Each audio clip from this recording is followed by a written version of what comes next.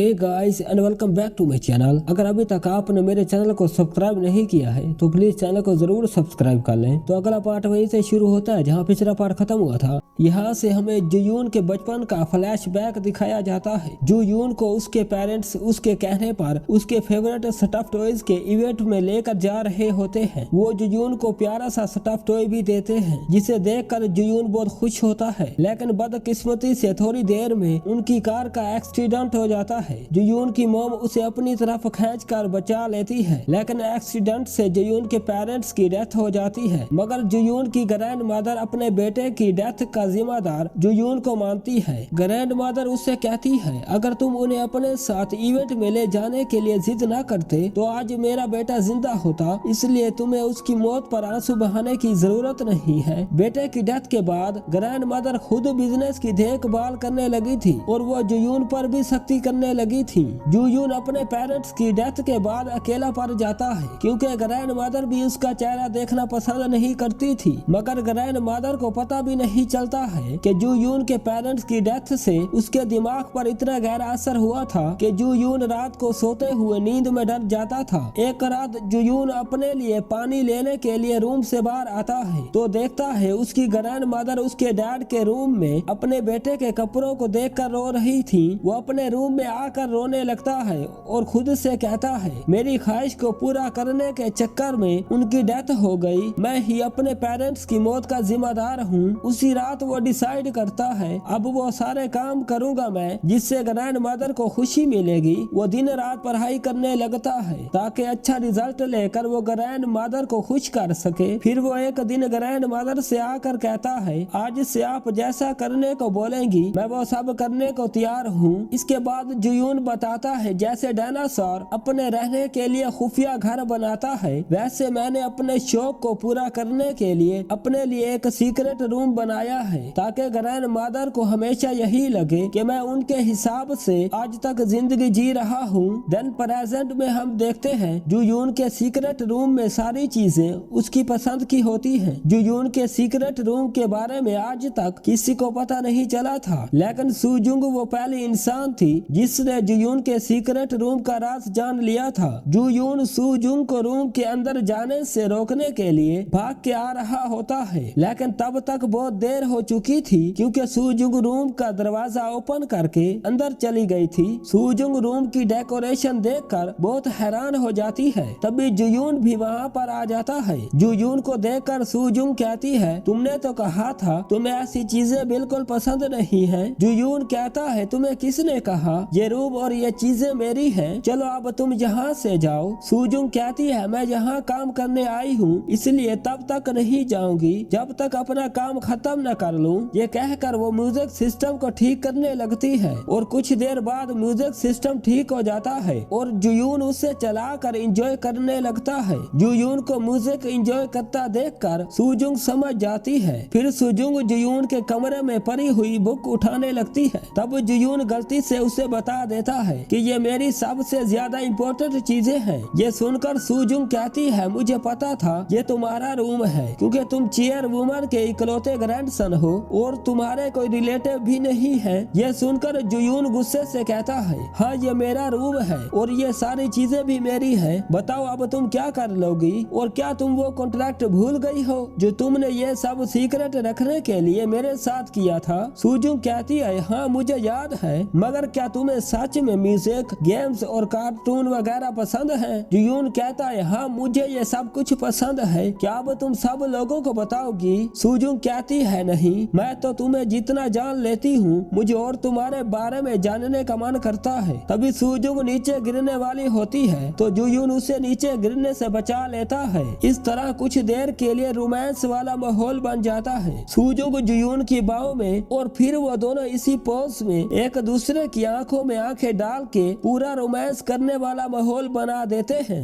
काम खत्म करने के बाद सुजुंग जुयून से कहती है मुझे ड्रेस को वापस देने के लिए कुछ दिन और चाहिए। तभी जुयून कहता है कोई बात नहीं, वैसे भी अब तुमने ड्रेस को सेल तो कर ही दिया है और तुम वो ड्रेस अब अपने पास रख सकती हो क्योंकि वो तुम्हारे लिए गिफ्ट था। तभी सुजुंग को हॉस्पिटल से कॉल पर खबर मिलती है कि उसके डैड का एक्सीडेंट हुआ है और वो हॉस्पिटल में एडमिट है। फिर जुयून उससे साथ लेकर हॉस्पिटल जाता है और सुजुंग के डैड की सर्जरी होने तक वो हॉस्पिटल में सुजुंग के साथ रुकता है। सर्जरी होने के बाद जुयून डॉक्टरों से कहता है सुजुंग के डैड के लिए डबल वीआईपी रूम प्रोवाइड किया जाए। सुजुंग के डैड वीआईपी रूम के लिए जुयून का शुक्रिया अदा करते हैं। जुयून उनसे कहता है हमारी कंपनी के सभी एम्प्लॉय हमारे लिए फैमिली की तरह हैं, इसलिए उनकी फैमिली का ख्याल रखना हमारा फर्ज है। देन जब जुयून जाने लगता है तो सुजुंग हेल्प करने के लिए उसे थैंक्स कहती है। जुयून ठीक है कहकर वहाँ से चला जाता है। जुयून के जाने के बाद सुजुंग वहीं बैठकर वो पल याद करती है जब उसकी मॉम हॉस्पिटलाइज थी और इलाज के दौरान उनकी डेथ हो गई थी।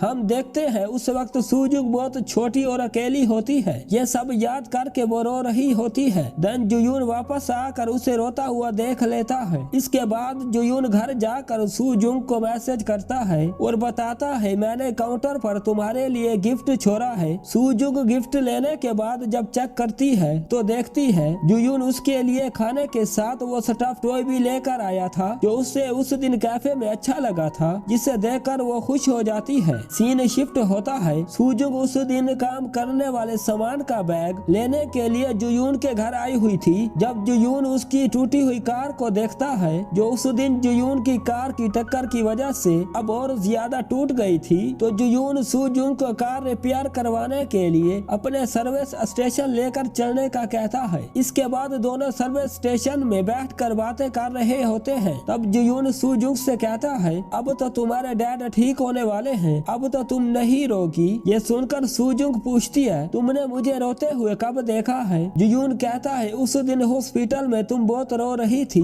तो सुजुंग कहती है उस दिन मैं अपनी मॉम को याद करके रो रही थी क्योंकि उनकी डेथ हॉस्पिटल में इलाज करवाते हुए हुई थी। ये सुनकर जुयून कहता है कुछ जख्म और दर्द को भुलाने के लिए हमें दूसरी चीजों का सहारा ले लेना चाहिए, जैसे म्यूजिक और वीडियो गेम्स वगैरह। इस पर सुजुंग कहती है मैंने गेम्स खेलना अब छोड़ दिया है क्योंकि गेम में मुझे एक लड़के ने धोखा दिया था। इसके बाद जुयून सुजुंग को न्यू कार दे देता है क्योंकि उसकी कार को रिपेयर होने में कुछ दिन लग जाएंगे। कार देते वक्त जुयून सुजुंग से कहता है तुम्हें ऑफिस आने और डैड को घर ले जाने के लिए ये कार अच्छी रहेगी और जब तक तुम्हारी कार रिपेयर नहीं हो जाती है तब तक तुम इस कार को यूज कर सकती हो। दूसरी तरफ हम शिन को देखते हैं। शिन को हाजिन से प्यार हो गया होता है, इसलिए वो हाजिन के रेस्टोरेंट जाकर उससे डेट पर चलने का पूछ रहा होता है, लेकिन हाजिन को अभी के लिए न किसी को डेट करना था और न ही वो फिलहाल दोबारा शादी करना चाहती थी, इसलिए वो शिन को डेट पर जाने के लिए मना कर देती है। सीन शिफ्ट होता है। जुयून कहीं जा रहा होता है, तभी उसे रास्ते में हाजिन मिलती है। जुयून उसे देखकर इग्नोर करते हुए वापस जाने लगता है, लेकिन हाजिन उसे ब्लैक ड्रैगन नाम से बुलाकर रोक लेती है। तब हमें फ्लैशबैक में दिखाते हैं 10 साल पहले जुयून हाजिन से मिलने के लिए एक कैफे में आया होता है। तब जुयून हाजिन से अपनी रियल एज छुपाने के लिए माफी मांगता है। हाजिन कहती है जब तुमने गेम में अपनी रियल एज के बारे में सबसे झूठ बोला था फिर तुम उस दिन सबको मिलने के लिए क्यों चले आए थे?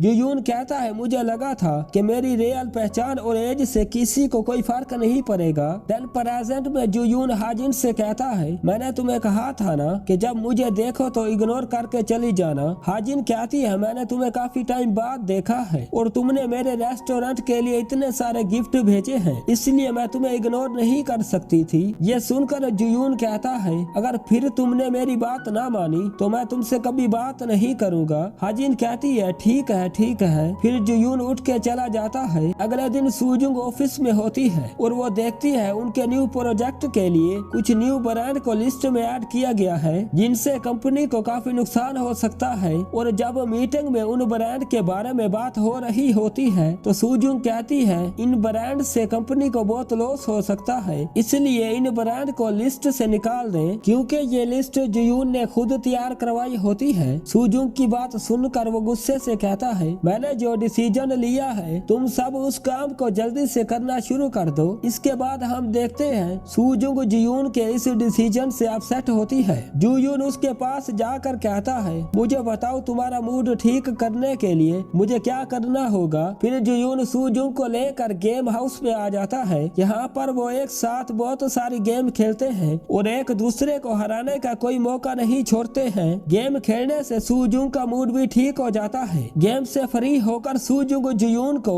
अपनी फ्रेंड हाजिन के रेस्टोरेंट में डिनर करवाने के लिए लेकर जा रही होती है। तभी सूजुंग को हाजिन कॉल पर बताती है, तुम अपने बॉस को यहाँ पर लेकर मत आओ क्योंकि यहाँ पर ब्लैक ड्रैगन आया हुआ है। गाइस, हमारा आज का पार्ट यहीं पर खत्म होता है। मिलते हैं अगली वीडियो में, तब तक के लिए टेक केयर, बाय बाय।